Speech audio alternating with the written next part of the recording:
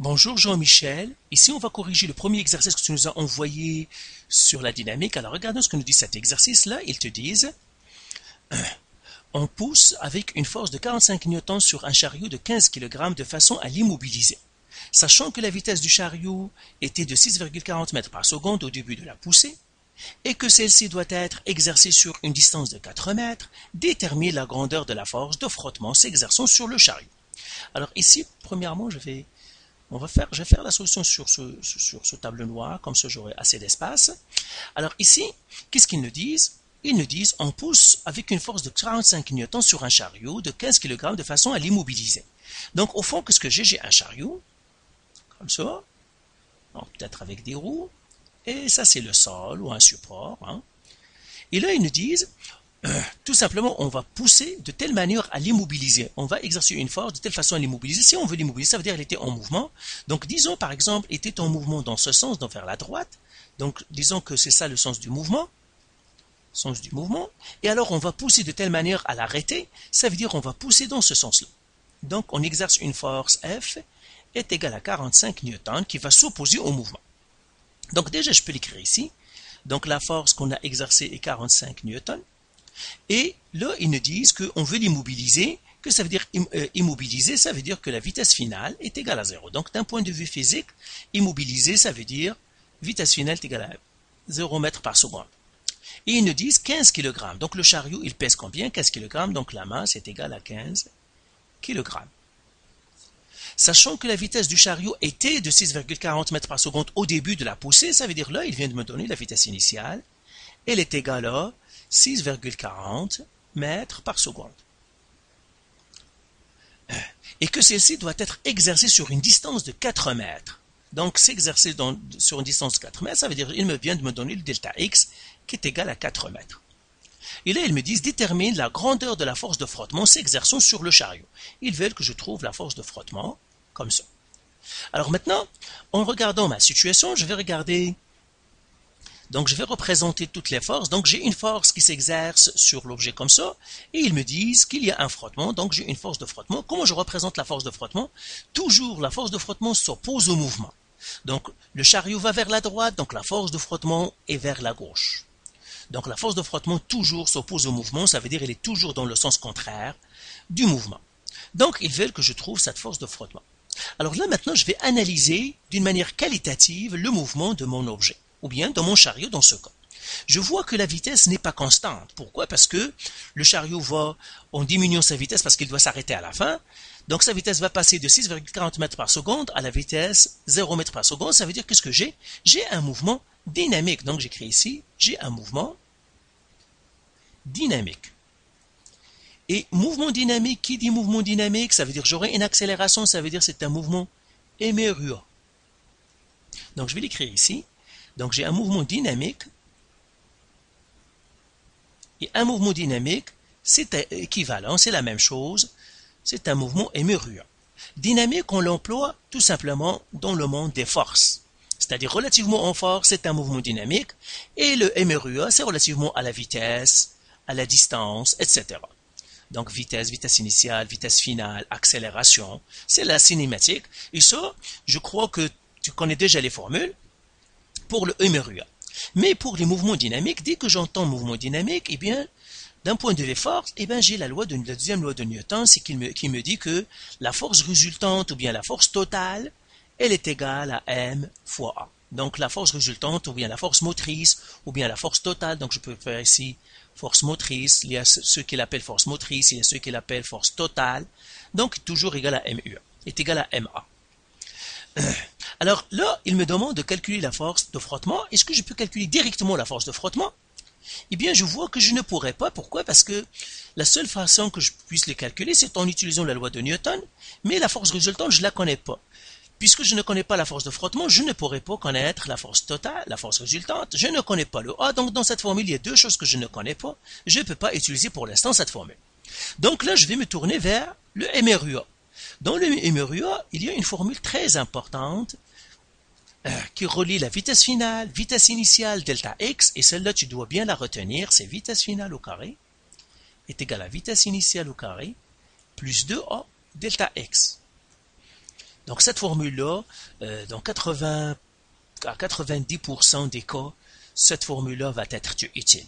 Donc, quand tu as des mouvements avec des mouvements dynamiques, tu as des forces et tu as des mouvements, en général, cette formule-là va t'aider beaucoup.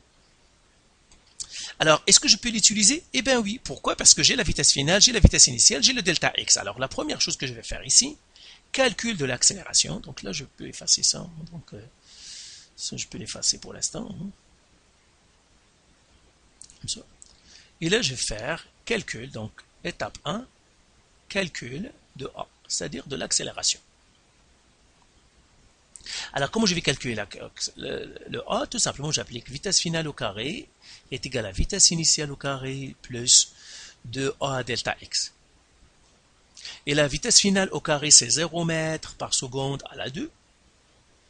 Vitesse initiale, c'est 6,40 mètres par seconde à la 2. Plus 2 fois A fois le delta x. Delta x, c'est 4 mètres. Alors 0 à la 2, c'est 0 mètres à la 2 par seconde à la 2 égale 6,40 mètres par seconde à la 2. Eh bien, celle-là, si je fais le calcul, ça me donnerait 40,96 mètres carrés par seconde carré. Plus. Alors là, je peux faire un peu d'algèbre. 2 fois 4 mètres, c'est 8. Donc, ça fait 8 mètres fois l'accélération A. Maintenant, j'isole la variable. Donc, moins 40,96 mètres carrés par seconde carré, moins 40, pardon, 0,96 mètres carrés par seconde carré. C'est isoler la variable qui me donnerait finalement moins 40,96 mètres carrés par seconde carré est égal à 8 mètres fois l'accélération. Je divise par 8 mètres. Je divise par 8 mètres, ce qui va me donner finalement moins 5,12 mètres par seconde carré est égal à A. Voilà, donc voilà, j'ai calculé le A avec le mouvement MRUA. Donc l'accélération A est égale ici, moins 5,12 mètres par seconde carré. Alors là, je vais effacer encore.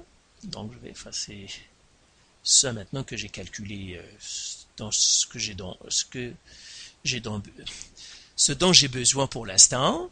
Donc, j'ai calculé l'accélération. Alors, deuxième étape ici que je vais faire, calcul de la force de frottement. Là, je vais appliquer la deuxième loi de Newton. La deuxième loi de Newton, qu'est-ce qu'il me dit? Il me dit la force résultante est égale à MA. Ou bien la force motrice est égale à MA. Et là, j'analyse mon mouvement. Je l'analyse d'une manière qualitative. Tout simplement, je dis, le mouvement, les forces qui sont impliquées dans le mouvement, eh bien, j'ai deux forces. J'ai la force que j'ai exercée moi-même, la 45 newtons, et j'ai la force de frottement.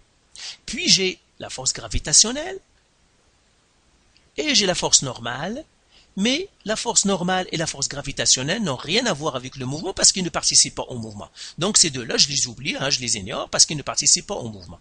Les seuls qui participent au mouvement, c'est la force que j'ai exercée, le 45 newtons, et la force de frottement. Alors maintenant, la force résultante, ça serait quoi? Eh bien, toutes les deux s'opposent au mouvement. Donc j'aurai la première force, c'est moins la force de frottement, parce que c'est de l'autre côté, plus la force que j'ai exercée moi aussi, elle s'oppose au mouvement, donc elle est dans l'autre sens, donc plus moins 45 newtons. Qui est égal à la masse c'est combien? C'est 15 kg. Fois l'accélération, c'est combien? C'est moins 5,12 mètres par seconde carré. Eh bien, je fais les calculs maintenant, ça me fera moins la force de frottement, donc plus moins c'est un moins 45 newtons, qui me donnerait 15 kg fois moins 5,12 mètres par seconde carré, c'est moins 76,8 newtons. Et maintenant, qu'est-ce que je vais faire? Eh bien, tout simplement, isoler la variable. Donc, je vais faire plus 45 newtons, plus 45 newtons, ce qui va me faire moins la force de frottement, qui est égale, moins 76 plus 45 newtons, ça me fera moins 31,8 newtons. Je divise par moins 1, je divise par moins 1 pour me débarrasser du moins, et bien la force de frottement, ça va faire 31,8 newtons. Voilà la force de frottement que je peux réécrire ici maintenant. La force de frottement, donc je peux enlever ça et dire que la force de frottement est 31,8 newtons. Voilà ma réponse. Donc voilà pour cet exercice, tu as vu comment on l'a fait. Tout simplement, on a analysé notre mouvement. C'est un mouvement dynamique. D'un point de vue phare, c'est la loi de Newton, la deuxième loi de Newton. D'un point de vue cinématique, c'est les MRUA. Donc, et puis j'applique mes règles. Et encore une fois, j'insiste sur cette formule-là, c'est très importante pour les MRUA parce que dans les MRUA, il y a beaucoup de formules. Il y a d'autres formules où il y a le temps, il y a les delta X.